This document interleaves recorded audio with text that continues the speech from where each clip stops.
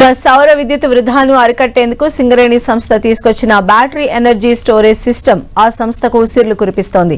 2.5 కోట్ల రూపాయలతో ఏర్పాటు చేసిన తొలి ప్రాజెక్టుతోనే ఏకంగా భారీగా లాభాలు గడిస్తోంది సింగరేణి సంస్థ. ప్రాజెక్టు ఏర్పాటు చేసిన 4 నెలల్లోనే సత్ఫలితాలనిస్తూ ఉండడంతో మరిన్ని ప్రాజెక్టులు చేపట్టే యోచనలో ఉంది.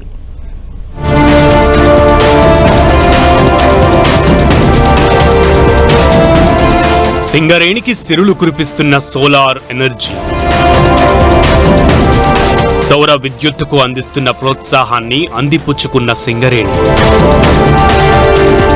8 ఏరియాల్లో 245.5 మెగావాట్ల సామర్థ్యంతో సోలార్ ప్లాంట్లు,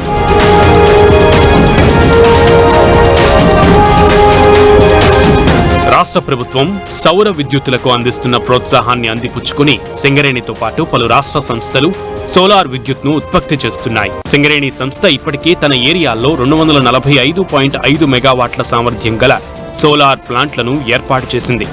వీటిలో 147 మెగావాట్ల సామర్థ్యం గల ప్లాంట్లను ఓపెన్ యాక్సెస్ ప్లాంట్లుగా, మిగిలిన 98.50 మెగావాట్ల సామర్థ్యం గల ప్లాంట్లను ఇన్హౌస్ ప్లాంట్లుగా గుర్తించి తెలంగాణ విద్యుత్ గ్రిడ్లకు అనుసంధానం చేసింది.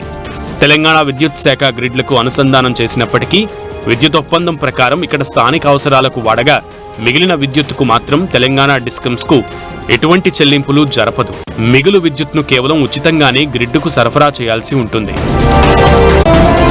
రాష్ట్ర ప్రభుత్వం ఆదేశం మేరకు రాష్ట్రంలోనే తొలిసారిగా సింగరేణిలో ఏర్పాటు చేసిన బ్యాటరీ ఎనర్జీ స్టోరేజ్ సిస్టమ్ సత్ఫలితాలను ఇస్తోంది.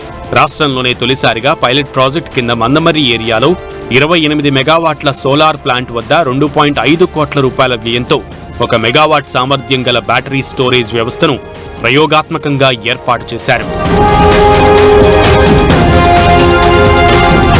మందమర్రిలో ఉన్న 28 మెగావాట్ల సోలార్ ప్లాంట్ సమర్థంగా పనిచేస్తూ మందమర్రి, శ్రీరాంపూర్ ఏరియాల్లోని గనులకు, కాలనీలకు అవసరమైన విద్యుత్ను అందిస్తోంది. అయితే స్థానిక విద్యుత్ అవసరాలకు సరిపోగా ఇంకా కొంత విద్యుత్ మిగిలిపోతుంది. అప్పటి నుండి ఇప్పటి వరకు BESS యూనిట్ స్థానిక అవసరాలకు వినియోగించగా ఇంకా మిగిలిన 3,35,485 యూనిట్ల విద్యుత్తును నిల్వ చేసుకుని అవసరమైన సందర్భంలో వినియోగించుకుంది.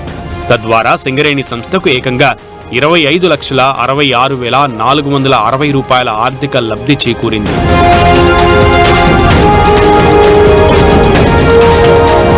1 మెగావాట్ సామర్థ్యం గల battery energy storage system unit ఇంత పెద్ద మొత్తంలో విద్యుత్ను ఆదా చేయడం విశేషం. రాష్ట్ర ప్రభుత్వ ఆదేశాలతో ఇక్కడ ప్రయోగాత్మకంగా ఏర్పాటు చేసిన BESS విజయవంతమవడంపై సింగరేణి యాజమాన్యం హర్షం వ్యక్తం చేసింది. పునరుత్పాదక ఇంధన వనరులను ప్రోత్సహించాలనే ప్రభుత్వ లక్ష్యానికి అనుగుణంగా మరిన్ని ప్రాజెక్టులను చేపట్టేందుకు సంసిద్ధంగా ఉన్నట్లు యాజమాన్యం ప్రకటించింది.